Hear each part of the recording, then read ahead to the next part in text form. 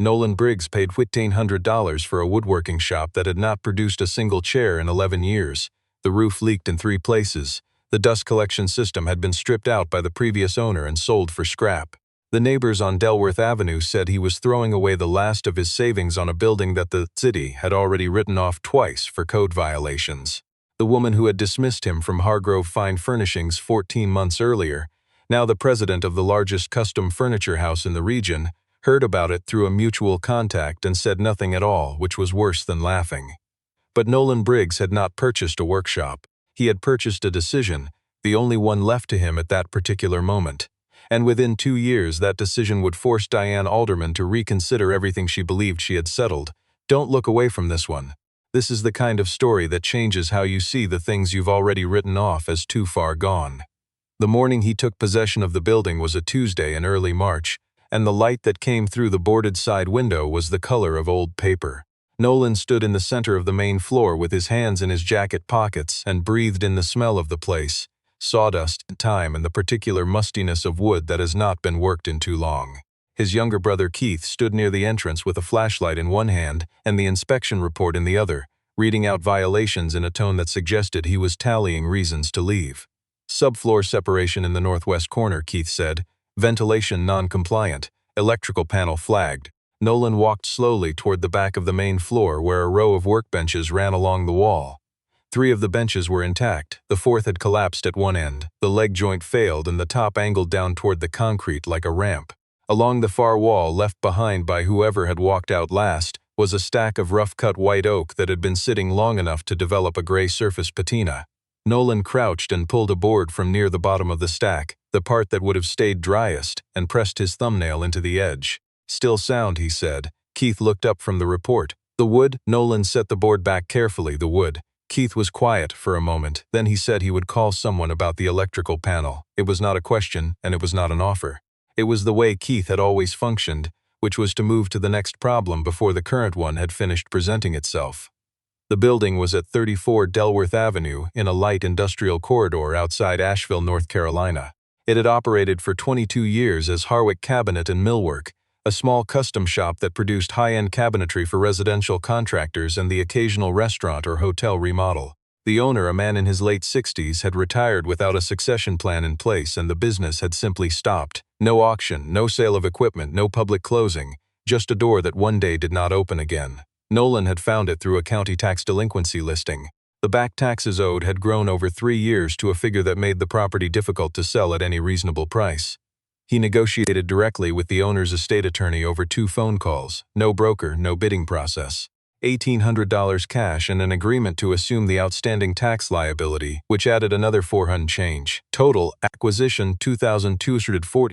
The amount left in his personal savings account after 14 months of contract work and a degree of financial discipline that had required him to think carefully before every purchase. To understand what Nolan was doing on Delworth Avenue, you needed to go back to the year he turned 41, when he was not a man buying code-violated buildings with the remainder of his savings, but the head of the custom fabrication division at Hargrove Fine Furnishings, one of the most respected bespoke furniture operations in the Southeast. Hargrove served a narrow clientele, architects, interior designers, estate developers, who required furniture that could not be sourced through any catalog or commercial supplier. Pieces built to a specific room, a specific brief, a specific aesthetic. The margins were significant and the timeline for each project was long, which meant the technical staff had to be exactly right. Nolan had spent 9 years building that department. He had recruited 3 of the 4 senior craftsmen personally. He had developed the joinery system the shop used for its signature mortise and tenon case pieces, a refinement of traditional technique that reduced assembly time without compromising structural integrity, and that system had become the foundation of the division's production efficiency. His wife's name was Carol. She had been diagnosed with an aggressive form of multiple sclerosis at 42. The progression was faster than the initial prognosis suggested. Within 18 months of the diagnosis, she was using a wheelchair full-time, and the medical infrastructure required to support her at home had become the organizing fact of their daily life. Nolan took a leave of absence from Hargrove with the understanding, stated in a written agreement with the division director, that his position would be held. Carol died in October. She was 45. Nolan returned to Hargrove the following February. The meeting he was called into was not the one he expected. The woman who had approved his leave agreement had been promoted into a regional director role 2 months earlier. The person now sitting across from him was Diane Alderman, who had joined the company during his absence as head of operations, a hire made from outside the industry with a background in retail luxury management. She set a document in front of him and described it as a restructuring notice. The custom fabrication division had been consolidated with the general production floor. His role no longer existed as a standalone position. There was an offer to transition him to a floor supervisor function at a salary reduction of 31%. Nolan read the document once, folded it, and left it on the table. Then he stood up and walked out. What Keith told him 6 months later, when enough time had passed for the information to be useful rather than just painful, was that the joinery system Nolan had developed had been submitted by Hargrove as part of a proprietary process application to a national furniture design consortium. The application had been approved, and the designation allowed Hargrove to market the method as a certified exclusive technique. The certification was referenced in every major pitch the company had made in the 12 months since. Nolan's name did not appear in the application. Under the intellectual property clause of his employment contract, work product developed during paid tenure belonged to the company. Standard language. The kind of clause that reads like formality until it becomes something else. He had understood the structure of what had happened from the moment he walked out of that conference room. He had chosen not to build his life around it. For 14 months after Hargrove, Nolan worked independently. Contract builds for small residential developers, furniture restoration for private clients, short-term consulting for 2 cabinet shops that needed technical help with complex joinery problems. The work was sufficient. It was not stable in the way a salary is stable, but it was his, which was a different kind of value. He turned down one offer to rejoin a commercial shop in a senior role. People who understood why he turned it down did not need it explained. People who did not understand concluded he had nothing left to offer. $1,800 for a building was not impulsive. It was the result of 14 months of deliberate saving and a long period of waiting for the right kind of problem to spend it on. The white oak that had been left behind in the back of the shop was the first project. Nolan spent the first 2 weeks assessing the stock board by board, sorting by grain pattern and moisture content. Of the 47 boards in the stack, 31 were usable. The remainder had developed surface checks too deep to work around. The usable stock was restacked with proper sticker spacing to continue drying under the corrected conditions the shop could now provide. Keith rewired the electrical panel on a weekend in mid-March, work done to code and documented for inspection. The roof was patched with metal flashing where the leaks were worst, a temporary measure that held through April. The collapsed workbench was rebuilt using reclaimed lumber from the non-usable oak. The dimensions matched exactly to the originals. Nolan machined the replacement leg joint himself on the lathe he had brought from his garage, a machine he had owned for 12 years and maintained with the attention most people reserve for something that is going to outlive them. The subfloor repair in the northwest corner took a full weekend. Nolan and Keith pulled the damaged section, sistered the compromised joists, and relaid the flooring with materials from a salvage building supplier outside Asheville. The work was not fast, it was correct. By early April, the shop had power, a functional roof, 3 working benches, and the lathe. Keith stood in the center of the floor on the first evening that all the lights worked simultaneously and looked at the ceiling for a long moment. "You did most of this yourself," Keith said. Nolan was returning the tools to the wall rack with the particular arrangement he had used in every shop he had ever worked in.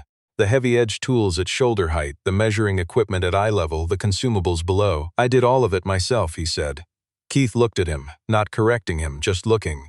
The first commission came through a retired contractor named Boyd Stanton, who had used Nolan's custom work years earlier at Hargrove and had never been satisfied by anyone else since.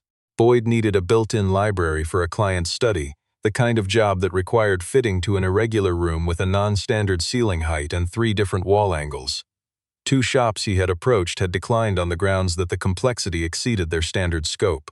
Nolan drove to the site, spent 90 minutes with a tape measure and a notepad, and quoted Boyd a figure that was reasonable for the work involved without being adjusted for the reputation that used to stand behind his name. Boyd said yes the same afternoon. The library took 3 weeks. The installation required custom fitting on every unit, a process that most production shops avoided because the labor was intensive and the margin on bespoke fitting was low. The finished result was the kind of work that people touched when they were in the room, running a hand along the edge detail as though confirming it was real. Boyd told 2 architects. The architects mentioned Nolan to designers they worked with regularly. Within 4 months, Nolan had a consistent rotation of commissions, a mix of residential built-ins, custom furniture pieces for private clients, and a growing line of restoration work on antique and period furniture that larger shops would not take because the technical requirements were too specific and the client timeline too unpredictable. None of the clients were wealthy in the sense that the word is used carelessly. Several were people who had saved for years for one piece done correctly. They paid on time and returned. 6 months after the hand-lettered sign went up above the Delworth door, the shop had expanded its hours, taken on one full-time assistant, a cabinet maker in his late 50s named Frank Okafor, who had been let go in a shop closure across town and had begun taking commissions from out of state. Word had reached the design community in Charlotte and Raleigh through the particular informal network that operates among architects and interior designers, the one that functions entirely by recommendation and tolerates neither mediocrity nor self-promotion. The commission that changed the shop's reach arrived on a Wednesday morning in September. A man in his early 50s arrived at Delworth without an appointment. He introduced himself as Grant and said he had driven from Charlotte specifically. His name was Grant Alderman. He was the older brother of Diane Alderman. He had brought a piece with him, a 19th-century English partner's desk in figured walnut that had been in his family for 4 generations. The piece had suffered significant damage during a move 15 years earlier, a damaged pedestal base, a broken writing surface inlay, and a left-hand drawer assembly that had been incorrectly repaired by a shop that did not understand the original construction method. 2 furniture restorers in Charlotte had declined the full restoration on the grounds that the inlay work was beyond their current capability, and the period joinery of the base would require skills they did not have. A third had quoted a figure so large that Grant had not responded. He described the desk with the specific precision of someone who had grown up around it. He knew the approximate maker, the period, the regional stylistic details. He did not apologize for the complexity of what he was asking. Nolan listened without interrupting, then asked Grant to wait outside while he examined the piece. He spent 45 minutes on the desk before he came back out. "The inlay can be matched," Nolan said. "The pattern is Regency, geometric, not pictorial. That's achievable. The base pedestal has a secondary failure point that the previous repair missed. It was addressed cosmetically, but the structural problem is still active. That needs to come apart before anything else." Grant asked how long. Nolan thought for a moment. 11 weeks, possibly 10. Grant asked about cost. Nolan gave him a figure. It was not the lowest number Grant had heard in connection with this desk. It was not the highest. Grant accepted it that afternoon, went back to Charlotte, and called his sister that evening. He told Diane Alderman about the shop on Delworth Avenue, the man who had taken on the desk, the address, the name. Diane sat with that information in a way she did not allow to show. Nolan Briggs was not a name she had forgotten. It was not guilt she felt when she heard it. Guilt was not an emotion she moved through with any frequency. What she felt was the specific alertness of someone who has made a calculation they were confident in, and is now encountering data that suggests the confidence may have been premature. She drove past 34 Delworth the following morning without stopping. She sat in her car and looked at the hand-lettered sign, and the light coming through the open workshop door, and the shape of a man in a canvas apron bending over something on the nearest bench. She sat there for perhaps 2 minutes. Then she called her director of business development and said, "Find out what that shop is doing and who their clients are." The person who arrived on a Thursday 2 weeks later was a woman named Leslie, who presented herself as a private client referred by an interior designer in Asheville. She left a Windsor-style chair that needed re-gluing and brought payment for the diagnostic fee in cash. Over the 2 days the chair was in the shop, Leslie moved through the space with a particular quality of attention that belongs to someone taking notes they will later transcribe. She spoke to Frank Okafor about sourcing, looked carefully at the joinery samples mounted on the wall display Nolan used to explain construction methods to clients, and asked one precise question before she left. "Is the joinery system you use here under any formal certification or licensing?" Nolan told her it was proprietary method developed independently. She thanked him, took the chair, and left. 17 days later, a letter arrived at the Delworth shop from legal counsel representing Hargrove Fine Furnishings.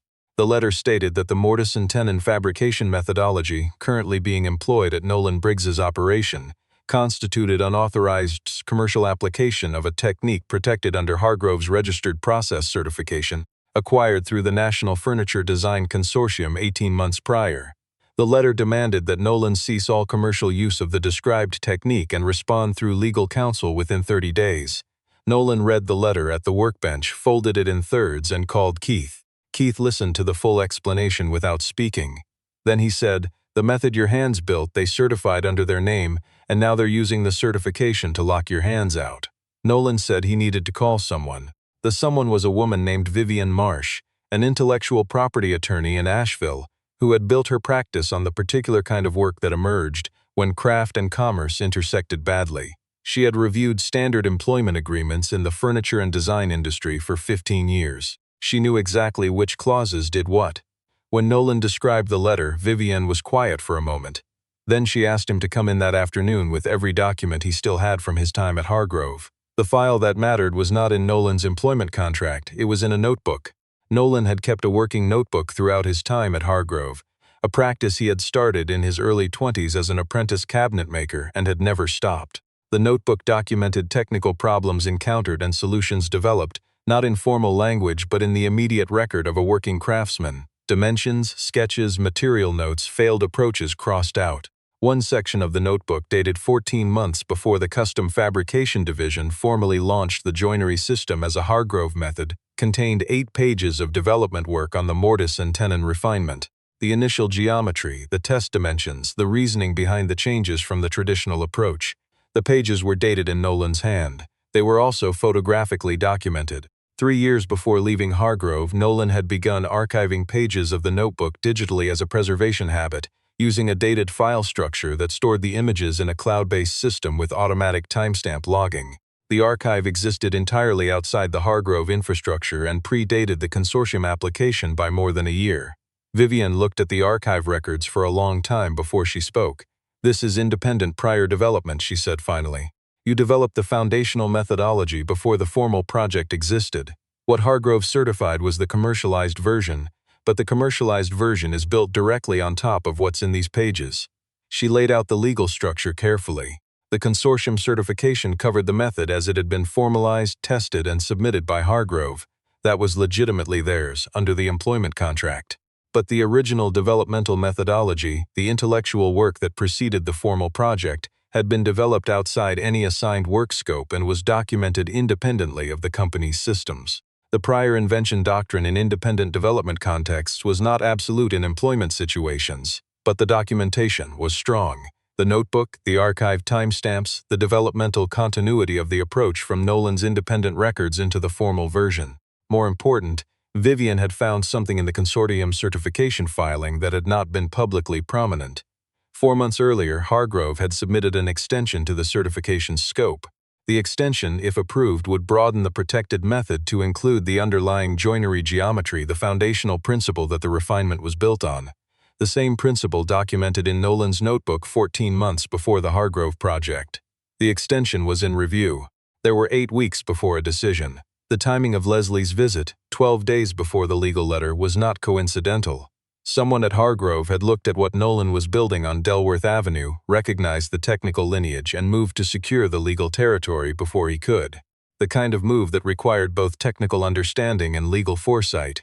Vivian did not say Diane Alderman's name. She did not need to. Nolan asked Vivian what the next 8 weeks required. She told him. He ran 3 things at once, the way he had always worked best. Not sequentially, but in parallel, holding the separate tracks steady without losing any of them. The first track was legal. Working with Vivian, he assembled a formal challenge to the scope extension application.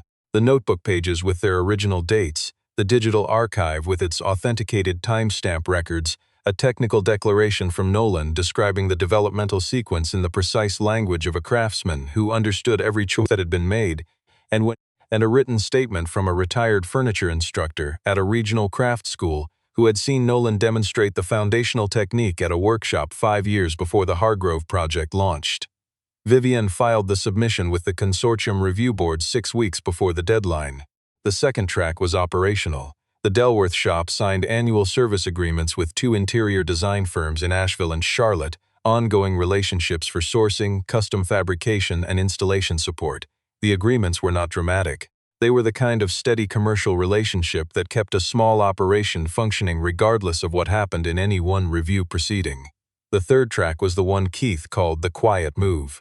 Nolan had been corresponding informally with 2 craftsmen, one in Vermont and one in Oregon, both of whom operated independent shops with similar technical profiles. The correspondence had begun with a question one of them had asked about a specific glue joint problem in a public craft forum, a question Nolan had answered in detail.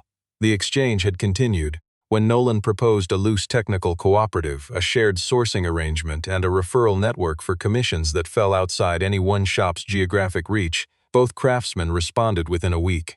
The cooperative had nothing to do with Hargrove or the certification challenge.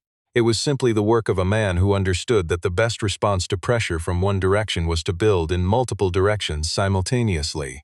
Grant Alderman followed the situation from a distance. He was 61, retired from a career in building materials distribution, and he had a habit of paying attention to things that other people in his family had already concluded were settled. When the desk was finished and Nolan called him to schedule the delivery, Grant drove to Asheville personally. He sat at the desk in the shop for a long time before he said anything about its condition. Then he asked Nolan how the legal situation was moving. Nolan described the challenge filing in plain terms. Grant asked if he had the documentation to support it. Nolan said he did. Grant was quiet for a moment. Then he told Nolan something Nolan did not know. During the period when Hargrove's joinery certification was being prepared for consortium submission, Grant had attended a family dinner at which Diane had described the project in terms that suggested the method was being formalized from an internal team process. He had thought nothing of it at the time. Afterward, when the legal situation developed, he had gone back through his memory of that conversation and understood what had not been said at the table. He told Nolan this without framing it as an apology or as a defection from his sister. He was describing a thing he had observed, because it seemed relevant, and because he was the kind of man who found it difficult to be in possession of relevant information and say nothing. Nolan thanked him and said he needed to get the desk loaded for the drive to Charlotte. The consortium's review panel was a 3-person committee that evaluated certification applications and scope challenges. The hearing was conducted in writing, with supplementary materials submitted through formal channels. Vivian submitted Nolan's full challenge package on the filed date. Hargrove's legal team submitted a response that argued the notebook documentation was informal and non-institutional, that the prior development doctrine had narrow application in employment contexts where the work product fell within a craftsman's general area of professional practice, and that the scope of the original certification was insufficient to cover the foundational geometry without the extension. Vivian's response to the informality argument was the digital archive, independently timestamped and stored outside any Hargrove-controlled system, and the statement from the craft school instructor, which established that the foundational technique had been in Nolan's independent practice before any formal Hargrove project scope existed. The panel's decision came back in 49 days. Hargrove's scope extension application was denied. The stated reason was insufficient evidence of exclusive originating development to support retroactive broadening of protected scope. The existing certification was not invalidated. No rights were awarded to Nolan. The door simply stayed open. The technique he had developed independently and was practicing at Delworth remained outside the protected scope as currently certified. Diane left the building after the consortium notified her through her legal team. She drove home alone. She did not discuss the outcome with anyone that evening. She was not accustomed to losing proceedings she had initiated. What she sat with that night was not quite anger and not quite regret, but something between the two, the specific quality of discomfort that belongs to a person who has made a move that was not adequately prepared and now has to recalculate from a position that was not anticipated. Grant Boyle arrived at Delworth Avenue on a Thursday morning in the first week of February, 5 months after the review decision. He drove alone and parked along the side of the building. He was 63, broad through the shoulders, with the particular posture of a man who had spent decades in rooms where physical work happened. He had built Alderman Design Group from a single retail furniture location in 1987 into a 7-location regional chain and had handed day-to-day operations to Diane 8 years ago. He remained the principal shareholder. He came in through the side entrance and stood in the main floor for a moment, looking at the space, the tool arrangement on the walls, the piece currently on the main bench, a blanket chest in cherry that was somewhere in the middle stages of construction. Frank Okafor nodded toward the back of the shop, and Grant waited there until Nolan came in from the storage area. Nolan looked at him, then walked to the small refrigerator in the corner, took out 2 bottles of water, and held one out. Grant took it. They stood near the main bench, and the conversation began the way conversations between men who understand physical work tend to begin, with the object nearest at hand. Grant asked about the chest. Nolan described the construction method. Grant asked one follow-up question that indicated he understood exactly what had been described. Then Grant set down his water and said without preamble, "I opened a 400-square-foot shop in Burnsville in 1987 with one bench and one saw and no clients. I know what this building is." Nolan looked at him. Grant continued. He told Nolan what Nolan had not known. During the period when the certification scope extension was being pursued, Grant had been shown the documentation by Diane in her capacity as the operating head of the company. He had asked 2 questions about the originating development and had not received clear answers. He had raised a concern internally through Alderman Design Group's legal structure that the extension application may have been premature given incomplete documentation of source. That concern had not been sufficient to halt the filing. He described this without self-justification and without suggesting that he had done more than he had. Nolan asked why he was telling him this now. Grant said, "Because I have been watching what you have built here for a year, and I want to ask you a direct question before I lose the occasion." He laid out what he had in mind. Alderman Design Group held service relationships with 11 residential developers and 4 commercial interior firms across the region. The arrangement was primarily retail-oriented. The technical custom work those clients required, the built-in pieces, the period restorations, the fabrications that required skills no retail operation maintained, had always been referred outward with inconsistent results. Grant wanted to formalize a referral structure with a technically credible independent partner, not an acquisition, not an equity arrangement. A contractual referral relationship with Delworth operating entirely on its own terms, Alderman's specialized referrals going to Nolan's shop in exchange for a modest referral acknowledgement and the assurance of technical accountability that Alderman's clients had not consistently received through other channels. Grant said he had discussed the structure with his legal team. He had not discussed it with Diane. He said this without appearing to consider the omission significant. Nolan stood with it for a moment. He looked at the shop around him, the benches, the tools, the cherry chest sitting in the middle stages of becoming something specific. He thought about the question the way he thought about a repair problem. Not from the emotion of the situation, but from the structure of it. What Grant was proposing was a commercial arrangement between 2 operations that each had something the other lacked. The history between the families behind those operations did not change the logic of what was on the table. Nolan had built Delworth without anyone's help and would continue building it without anyone's permission. The question was not whether he needed Grant Alderman. The question was whether the arrangement served the shop and the people who depended on it. He told Grant he would have an answer by the end of the week. Grant nodded, set the empty water bottle on the bench edge, and walked to his truck. Nolan watched it until it turned off Delworth Avenue. Then he picked up his marking gauge and went back to the chest. 18 months later, the Delworth shop had added a second location in Asheville's River Arts District, an additional 2 full-time craftsmen, and active project relationships with the Furniture Cooperative in Vermont and Oregon that had by then placed 12 commissions in both directions. The technical cooperative had drawn attention from a traditional woodworking publication that ran a feature on independent craft networks in American furniture making. The article mentioned Delworth twice and quoted Nolan once, a single sentence about the relationship between independent technical standards and commercial credibility. He had not sought the coverage. The referral arrangement with Alderman Design Group had been finalized through a straightforward legal negotiation and accounted for roughly 22% of the shop's revenue in its first year, declining proportionally as Nolan's other work expanded. It was a professional relationship, nothing more and nothing less. The original shop on Delworth remained the central location. The sign above the roll-up door was the same hand-lettered piece that had gone up in the first spring. The concrete floor still held the oil ghost of whatever machinery had operated there before. Nolan had not replaced it. He had considered it once and decided against. It was a record of what the space had been, and that seemed worth keeping.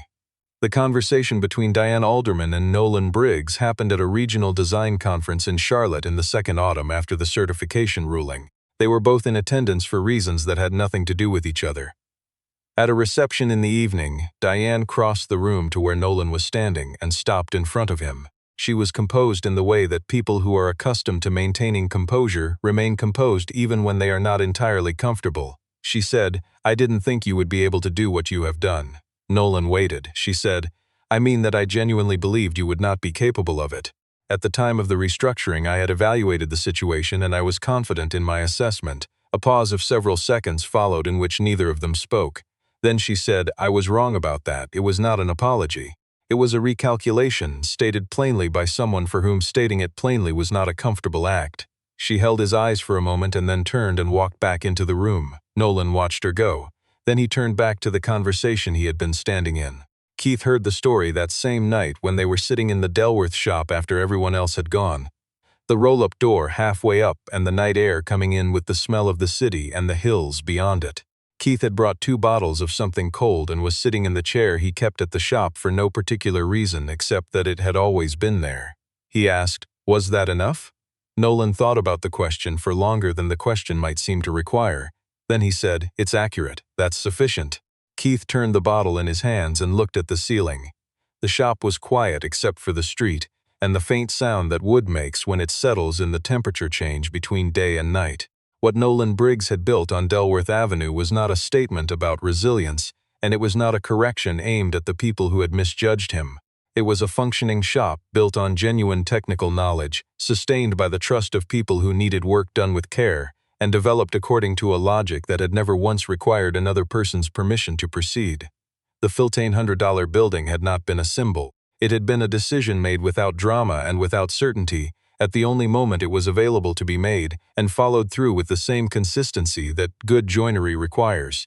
The right material, the right fit, the right attention, applied day after day to the work in front of you. There is a kind of skill that lives in the hands and in the judgment built over years of actual work. It cannot be transferred in a restructuring notice. It cannot be acquired through a certification filing. It cannot be replicated by a legal team with any number of attorneys, no matter how well funded they are. Nolan Briggs had known that all along. He had simply needed a building to put it in.